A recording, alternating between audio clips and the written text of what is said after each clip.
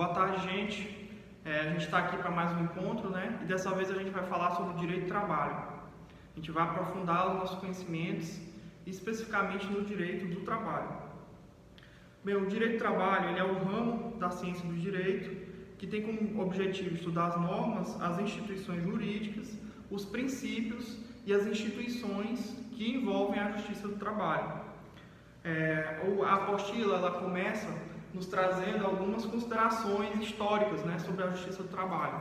Ele trata que começou-se a falar em direitos trabalhistas após a abolição da escravatura, né, com a vinda de imigrantes, principalmente imigrantes italianos, que vinham para trabalhar no Brasil. Trabalhavam nas lavouras de café. Você já deve ter visto aí em filmes ou novelas de época, né, imigrantes que vinham para trabalhar em lavouras de café.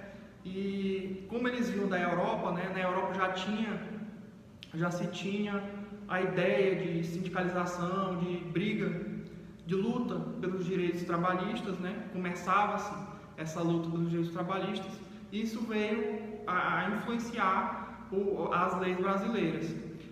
E na Constituição de 1930, a gente teve a primeira aparição dos direitos trabalhistas. Aliás, no Código Civil de 1930, a gente teve as primeiras aparições de direitos trabalhistas. Só que somente em 1930, né, começou-se a se falar realmente em justiça do trabalho, no governo de Getúlio Vargas, né, e que começou-se a falar na justiça do trabalho, na criação de uma justiça do trabalho, que culminou mais à frente com o Decreto-Lei 5.452, que é a conhecidíssima CLT, né, que foi decretada pelo Getúlio Vargas em 1943. E até hoje é a mesma CLT que está em vigor, né? A gente passou recentemente por uma reforma em 2017, mas ainda é a mesma legislação, a mesma CLT que está em vigor, né? Como a gente falou na aula passada, vocês assistiram, a CLT é a consolidação das leis trabalhistas. É como se fosse um compilado de leis trabalhistas juntadas em forma de código. Não chega a ser um código, é um compilado de leis. Entendeu? Aí a gente continua aqui falando sobre os princípios que regem o direito do trabalho. Os princípios, eles são postulados, são regras que embasam o legislador na hora de fazer as leis. As leis devem respeitar esses princípios. Não serve só para fazer essas leis, mas servem também para o aplicador usar as leis com base nesses princípios. Ou então, quando ocorre de haver uma lacuna na lei. Às vezes não há uma lei que regule algum assunto e esse assunto é resolvido por meio dos princípios, né? É como se fosse um sentimento que envolve a lei, que envolve a aplicação da lei, entendeu? A aplicação da justiça em si. A gente vai começar falando aqui alguns princípios. Nós temos o princípio da autonomia coletiva. O que é que fala esse princípio? Esse princípio, também chamado de negociação coletiva, ele fala que além das leis das constituições, existem as leis feitas pelas próprias partes, né? Pelos trabalhadores e empregadores, que a gente pode traduzir melhor pelos instrumentos coletivos, no caso, a convenção coletiva e os acordos coletivos. O que são esses instrumentos coletivos? Os acordos coletivos, eles são contratos, né, entre um sindicato e uma empresa, que regulam alguns direitos dos trabalhadores e fazem verdadeiras leis no âmbito das relações trabalhistas. E temos as convenções coletivas. As convenções coletivas diferenciam-se do acordo coletivo por ser entre dois sindicatos, o sindicato dos empregados e o sindicato dos empregadores. Essa é a principal diferença dos dois. Então, esse princípio ele fala que as partes elas têm autonomia para, teoricamente, fazer leis entre elas. É um contrato que vai regular a sua relação. A gente passa agora para o próximo princípio, um dos mais importantes, que é o princípio da proteção, ou o princípio da proteção do trabalhador. Esse princípio, ele decorre do princípio da igualdade, né? Da equidade, da isonomia, todos são sinônimos do princípio da igualdade. O que esse princípio fala? Esse princípio não quer dizer que tem que tratar o empregado e o empregador de formas iguais, como seria assim óbvio de falar. Na verdade, o que esse princípio fala é que devem ser tratados os iguais de forma igual e os desiguais de forma desigual, na medida de suas desigualdades. Mas, professor, o que isso quer dizer? Quer dizer que, por exemplo, o empregado ele não tem como ser tratado de forma igual com o empregador. Por que ele não tem como? Porque ele está submisso ao empregador. Ele trabalha, ele obedece ordens do empregador, ele recebe salário do empregador. O empregador pode aplicar penalidades, por exemplo, ele comete alguma falta ou ele falta. Então não tem como você tratar de forma igual. Ele pode ser demitido pelo empregador, né?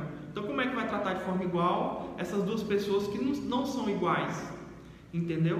Então esse princípio ele fala que deve se proteger o empregado, porque na relação empregatícia ele é a parte hipossuficiente, é a parte inferior, a parte que é mais prejudicada.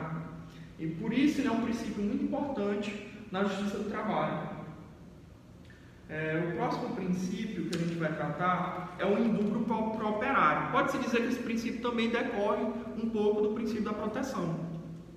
Porque esse princípio indúbio para o operário fala que a norma trabalhista, a lei trabalhista, deve ser aplicada na dúvida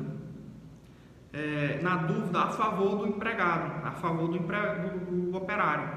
Essa palavra ela é em latim, né? Essa frase, indúbio pro operário, que quer dizer que literalmente na dúvida a favor do operário, a favor do empregado. Então o que quer dizer? Se existe uma lei e não se sabe como será aplicada essa lei, você prioriza aplicar essa lei em favor do empregado. Se você tiver com dúvida a quem beneficiar, você vai beneficiar o empregado. E temos a norma, o próximo princípio que a gente vai estudar é o princípio da norma mais favorável. Esse princípio, ele fala que deve ser sempre havendo duas ou mais normas a ser aplicada à relação empregatícia, ao caso concreto, você deve optar pela norma que é mais favorável ao empregado. Eu vou dar um exemplo. Existe uma lei, a CLT, né? Existe a CLT e existe uma lei municipal que prevê o pagamento de um adicional de 10%, por exemplo, 10% para todos os funcionários que trabalham em um determinado setor de área de mineração, por exemplo, como é a nossa cidade, né? Existe essa lei que é no âmbito municipal, e existe uma lei que fala que não precisa pagar. Havendo essas duas leis, você deve aplicar a lei que mais beneficia o empregado, entendeu? Isso é o que quer dizer o princípio da norma mais favorável. O princípio seguinte é o princípio da condição mais benéfica, ou o princípio da cláusula mais vantajosa. Esse princípio ele é muito parecido com esse princípio da norma mais favorável. Ele fala que nossa legislação, ele fala que deve ser aplicada as condições, né, ou as cláusulas contratuais ou condições mais benéficas ao empregado, entendeu? Havendo mais de uma. É muito semelhante com o anterior. Qual que é a diferença então? A diferença é que esse princípio da condição mais benéfica, ele é mais no âmbito contratual, na relação empregado e empresa, entendeu? Por exemplo, a empresa prevê o pagamento de uma cesta básica, que não tem previsão legal, ou de habitação, não tem previsão legal, mas o empregador, por conta do contrato de trabalho, resolveu pagar, entendeu? Então, essa lei fala que vai ser aplicada. Só que acontece de muitas vezes a empresa querer fazer uma alteração nessa lei, nesse contrato. Pode haver alterações contratuais? Pode haver alteração contratual. Contudo, não poderá o empregador retirar um direito que foi adquirido pelo empregado nessa norma. Por exemplo, o empregado resolve por conta dele, a legislação não obriga, contudo o empregado por conta dele resolve oferecer moradia ao empregado. Depois, no mês seguinte, um mês de crise, o empregador decide que vai mudar o contrato, porque não tem mais condições de pagar essa moradia. Ele pode fazer isso? Esse princípio fala que não. Então, a principal diferença é essa, porque uma lei, no princípio anterior, o princípio da norma mais favorável, há duas leis, ambas vigentes, ou seja, as duas estão ao mesmo tempo podendo ser aplicadas. Nesse caso, se opta por aplicar a norma mais vantajosa. Nesse outro caso, existe uma norma que é vantajosa ao empregado e depois vem uma outra norma que passa a não ser mais vantajosa. Nesse caso, essa lei proíbe que essa nova lei retire o direito garantido pela lei anterior. Entenderam? O próximo princípio também, um princípio muito importante, muito utilizado na Justiça do Trabalho, ele é o princípio da primazia da realidade, ou o princípio da realidade sobre a forma. O que esse princípio quer dizer? Esse princípio ele quer dizer que a realidade, o que acontece de fato no dia a dia do empregado e do empregador, ele se sobrepõe ao contrato, ou que está escrito no seu contrato de trabalho, ou na sua carteira de trabalho, por assim dizer. Um bom exemplo disso que a gente pode falar é, por exemplo, eu contrato um empregado doméstico, só que eu não quero pagar 13º, não quero pagar os direitos trabalhistas dele, né? Os direitos trabalhistas dele. O que eu faço? Eu faço uma pessoa jurídica e coloco que ele é uma empresa de limpeza, que faz o serviço para mim. Essa relação, formalmente, ela não é uma relação empregatícia, né? Porque é um contrato de prestação de serviço entre duas pessoas jurídicas.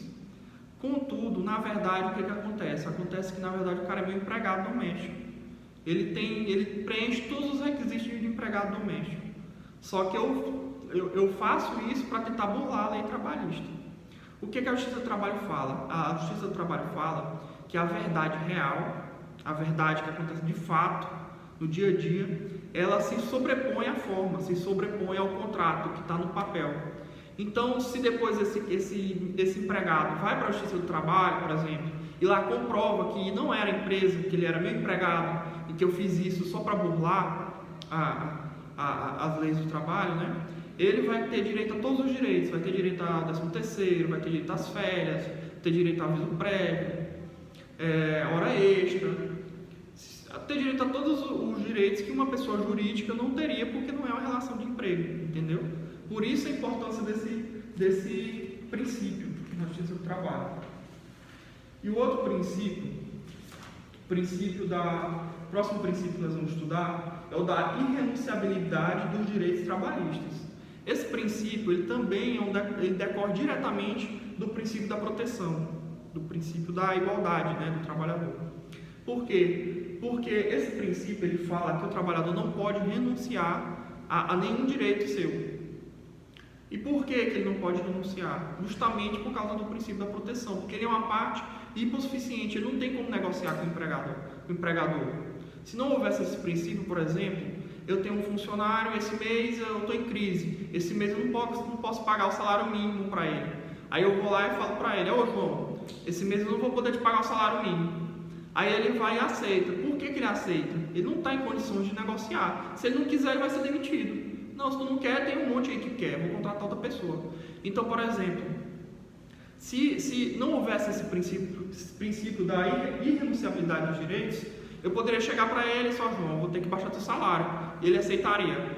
Daqui a pouco tem outra crise: ó João, não dá para me pagar 13º não. Ele iria aceitar. Ô João, não dá para pagar férias, não tem como te pagar o valor das férias não. E ele ia aceitar. Porque o empregado não tem condições de negociar com o patrão. Então, esse princípio é chamado de irrenunciabilidade dos direitos trabalhistas. Ou seja, ele não pode renunciar, nem que ele queira, ele não pode renunciar. Se por acaso o empregador faz um contrato com ele dizendo que renuncia a receber o salário mínimo, ou renuncia a receber o 13º, esse contrato é completamente nulo justamente por causa desse princípio.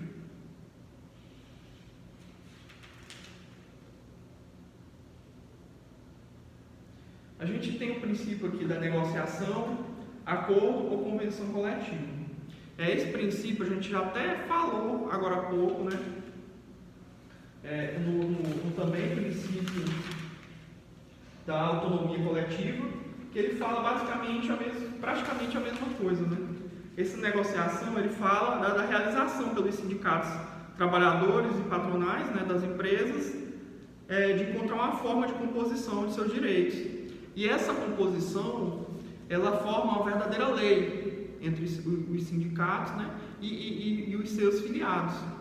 O que isso quer dizer? Se, por exemplo, não pode renunciar aos direitos trabalhistas, como a gente acabou de ver no princípio da irrenunciabilidade dos direitos trabalhistas. Mas existe uma crise enorme, por exemplo, essa crise aqui do Covid-19. Então a crise e as empresas não têm como pagar mais o salário, não tem como pagar mais o salário do empregado. Então eles buscam, por meio do sindicato, fazer um acordo, uma convenção coletiva com outro sindicato, ou um acordo coletivo, em caso do sindicato direto com a empresa, para que não demitam esses funcionários, aceite baixar esse salário por um determinado período, até que se passe essa situação. Esse caso é possível, a lei entende que é possível, a jurisprudência entende que é possível, por meio das convenções e acordos coletivos, ter a redução salarial. Então, esse é um exemplo claro, onde a convenção e o acordo coletivo se sobrepõem à lei. Agora nós vamos passar aqui para o princípio da continuidade das relações de emprego. Esse princípio, ele basicamente fala que as relações de emprego, elas são contínuas, elas não têm um prazo determinado para terminar, né? Não tem um período para terminar, elas são contínuas, presume-se contínuas. As exceções, é claro que há exceções, as exceções são em caso de contratos temporários, é muito comum em final de ano, né? Época natalina, que o comércio está muito movimentado e acaba que essas empresas acabam contratando mais vendedores por um período determinado, de 1 mês ou 2. Essa é uma exceção ao princípio da continuidade. E outro também é os contratos de experiências, né? Que pode, ao final do contrato de experiência, ele ser dispensado sem pagar a multa, sem pagar o aviso prévio, porque teoricamente tem um prazo determinado para acabar. A decorrência prática desse princípio é o que a gente falou na aula passada, no artigo 7º, que são a questão das multas aplicadas, né, do aviso prévio. Você não pode ser demitido do dia para a noite, né? Demitiu, mas você pode ir embora. O empregador pode até fazer isso, mas aí ele vai ter que pagar o aviso prévio indenizado, ele vai ter que pagar a multa de 40% em cima do FGTS, entendeu? E essa multa e essas multas são aplicadas justamente em decorrência desse princípio, do princípio da continuidade da relação de emprego. Bem, esses foram os principais princípios, né? Agora a gente vai passar para o assunto de fontes. Fontes do direito do trabalho. O que vem a ser fontes, na verdade, o que a gente entende como fonte? A fonte é como se de onde nasce, vem de nascente, de onde nasce o direito do trabalho. Como eu posso explicar melhor? Brotar, de onde se emana, é basicamente isso. Quais são as fontes que o direito do trabalho usa? De onde vem o direito do trabalho, por assim dizer, né? A gente tem no direito do trabalho as chamadas fontes formais e as fontes materiais. Como fontes formais, nós temos a Constituição, as leis, os decretos, as convenções coletivas, os acordos coletivos, enfim. Fonte formal, a gente tem a ideia de forma, né? Ou seja, é alguma coisa escrita. Para vocês gravarem na mente melhor, entendam que é uma coisa escrita. Pode ser uma lei, um acordo coletivo, uma convenção, um decreto, entendeu?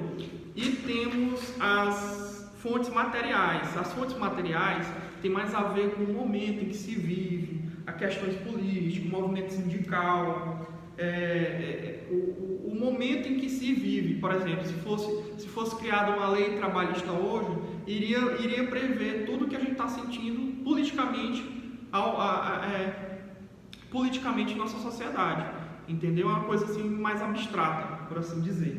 Eu tenho essas fontes formais também se dividem em heterônomas e em fontes autônomas. As fontes heterônomas são as fontes que são impostas, que os envolvidos na relação trabalhista, no vínculo trabalhista, não se envolvem diretamente, que é o que a gente, um exemplo disso é a Constituição, as leis, os decretos, entendeu? E as fontes autônomas são as convenções coletivas. As autônomas vêm de autonomia, né? A autonomia das partes. As partes têm autonomia para fazer as suas próprias leis, que é as convenções coletivas, os acordos coletivos, como a gente já falou já várias vezes, que as convenções entre o sindicato do empregado, o sindicato do empregador, e os acordos é direto do sindicato do empregador, né, do patrão, com a empresa. Eu tenho até uma tabela aqui, que eu não vou botar no quadro, mas eu vou chegar bem próximo aqui para que vocês possam ver. Aí você pode pausar e dar uma olhada.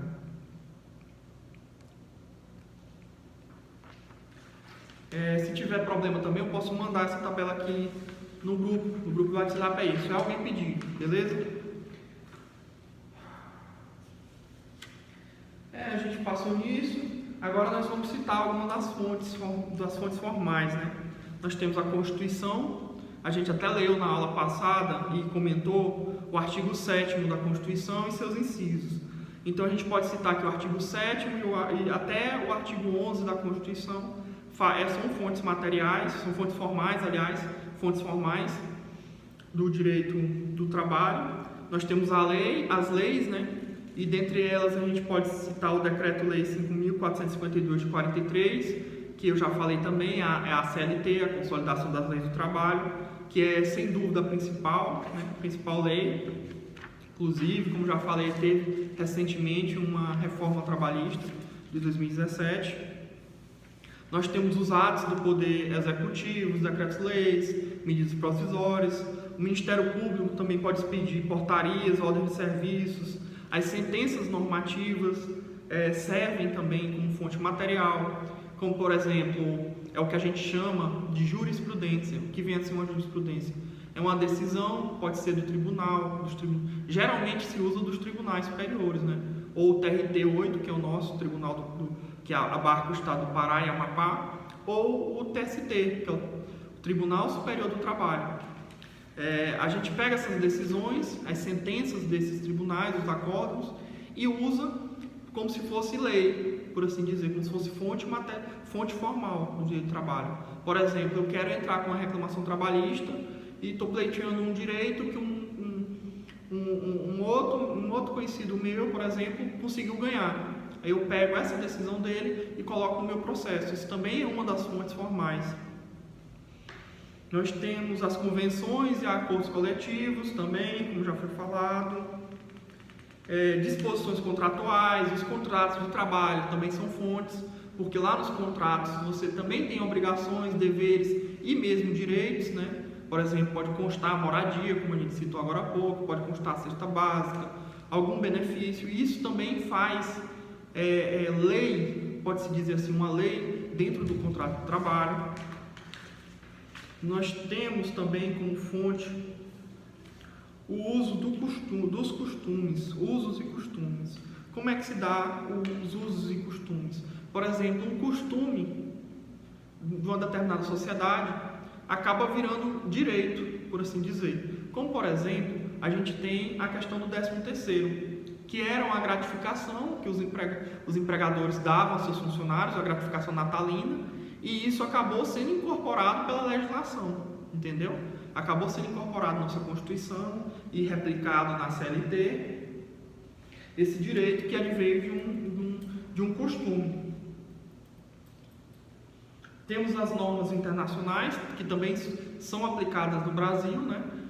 Se o Brasil for signatário de alguma dessas normas, ela pode ser aplicada no Brasil, Como exemplo, a gente tem as convenções proferidas pela Organização Internacional de Trabalho, né, a OIT, e de fontes são basicamente essas.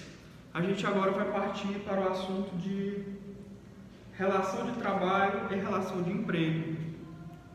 Nessa parte agora a gente vai aprender como distinguir uma relação de emprego e uma relação de trabalho. Aí você pergunta, mas professor, como assim, não é a mesma coisa? Não, não é a mesma coisa. A relação de emprego, ela abarca toda a relação em que há prestação de serviços, podendo ser ela onerosa ou não, a um empregador, entendeu? A uma pessoa. Por exemplo, eu contrato um jardineiro, contrato um pintor. Essa é uma relação de trabalho. Ou então, eu sou estagiário na empresa. Essa também é uma relação de trabalho. Um estágio não remunerado também é uma relação de trabalho. Ou eu sou aqueles amigos da escola que vai dar aula gratuita na escola para ajudar. Essa também é considerada uma relação de trabalho. Contudo, elas não são relações de emprego. Há uma diferença. Essa diferença, para você uma relação de emprego, uma relação que merece a proteção da Justiça do Trabalho, a proteção específica da Justiça do Trabalho, né? Porque existem algumas relações, alguns casos de relação de emprego também são protegidos pela Justiça do Trabalho, mas em regra, para ter o vínculo empregatício, acho que até a expressão melhor seria essa, para ter um vínculo empregatício, um vínculo de emprego, é preciso preencher 5 requisitos. E esses requisitos é o que a gente vai falar agora. A gente tem alguns 5 requisitos especificamente. O primeiro deles é ser a prestação de trabalho feita por pessoa física. Isso mesmo. Tem que ser uma pessoa física para prestar o trabalho. Ela não pode ser uma relação entre uma pessoa jurídica. Por exemplo, uma pessoa jurídica me presta um serviço de limpeza, uma assessoria jurídica, por exemplo. Nesse caso, não há relação de emprego porque não preenche o requisito de ser pessoa física. Obrigatoriamente, as relações de empresas têm que ser com pessoas físicas. O empregador, ele pode ser tanto pessoa física como jurídica. O patrão pode ser tanto pessoa física como jurídica. Por exemplo, você pode trabalhar para uma pessoa física ou trabalhar para uma empresa. Contudo, o empregado obrigatoriamente tem que ser pessoa física. A prestação é efetuada com pessoalidade pelo trabalhador. Outro requisito é a pessoalidade. O que isso quer dizer? Quer dizer que eu, empregado, eu não posso me fazer substituir por outra pessoa. Eu tenho que ir pessoalmente fazer esse trabalho. Por exemplo, hoje eu não posso ir. Vou mandar meu irmão para ir fazer o trabalho para mim. Não pode. Tem que ser obrigatoriamente a pessoa que foi contratada. Esse requisito a gente chama de pessoalidade. Ele não pode se fazer substituir por outra pessoa.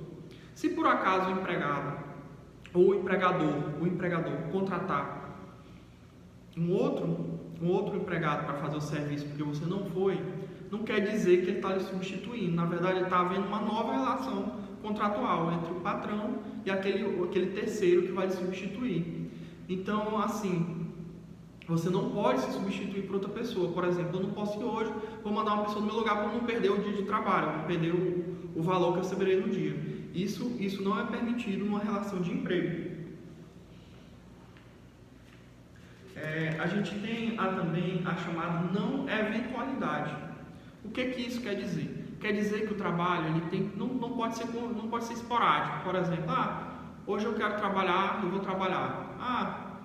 Hoje eu não vou, não estou me sentindo bem, eu não vou. Não existe isso numa relação de trabalho. Você tem que ter uma habitualidade, por assim dizer.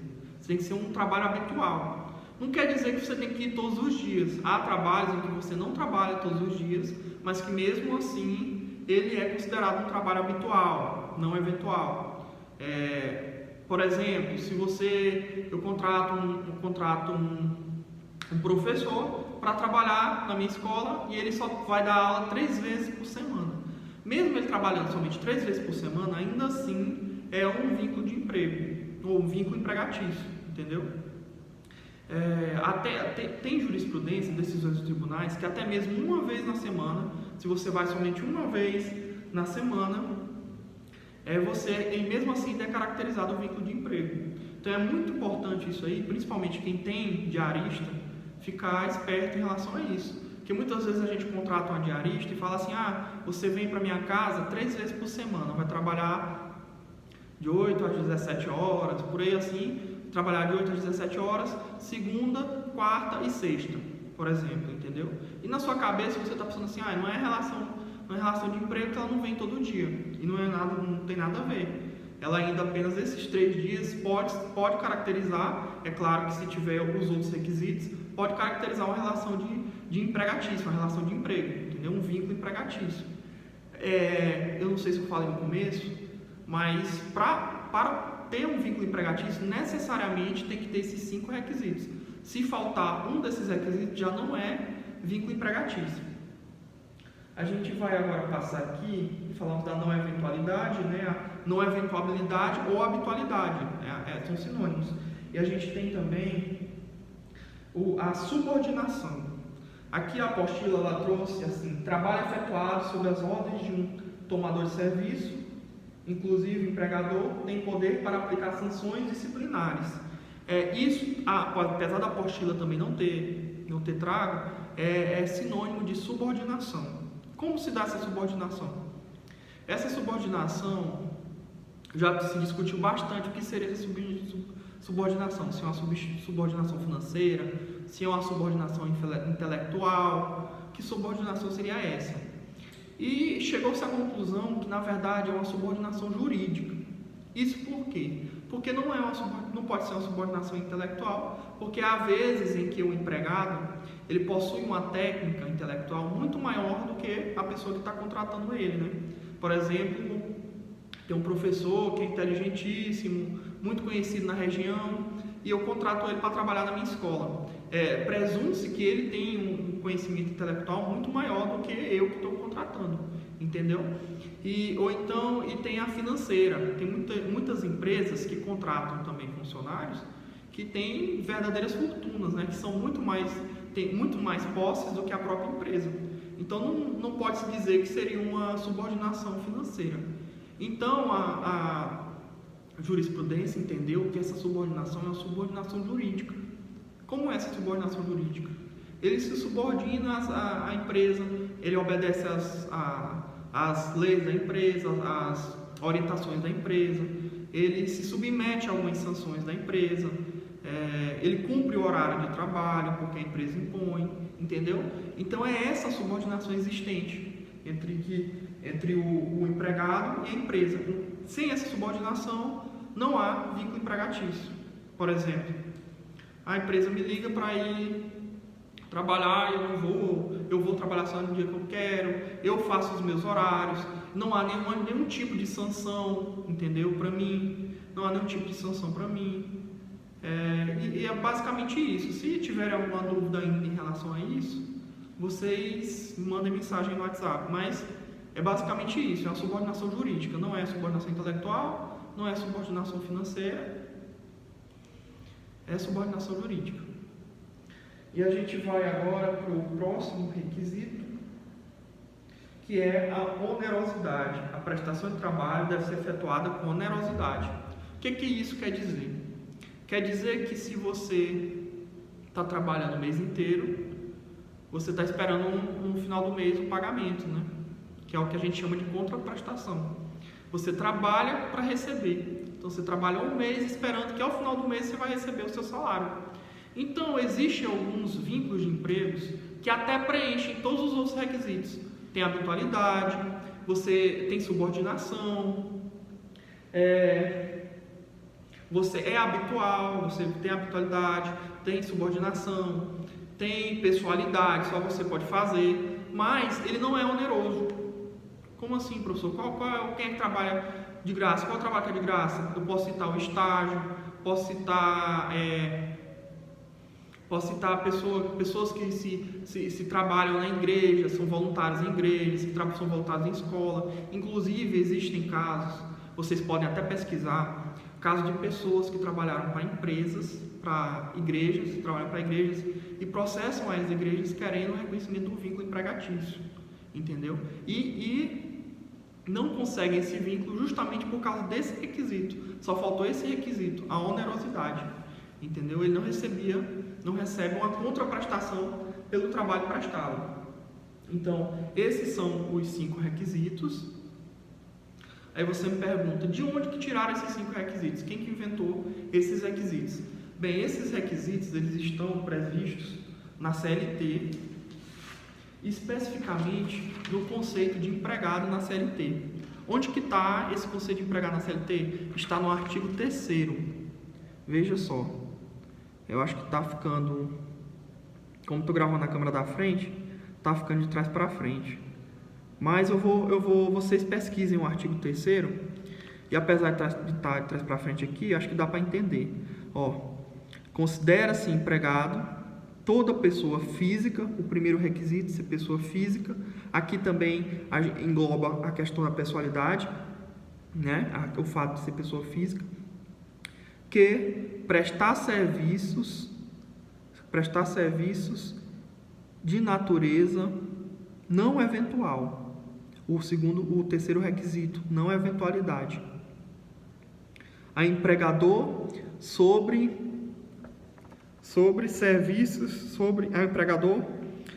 as dependências deste e mediante salário. Quando você vê que sobre a dependência desse é a subordinação. E mediante salário nós temos a onerosidade. Então, assim, se não tiver dando de ler, porque a câmera da frente está pegando ao contrário, vocês pesquisem aí o artigo 3º da CLT e sublinhem. Você pode sublinhar e ver que todos os requisitos que eu acabei de falar estão presentes nesse artigo.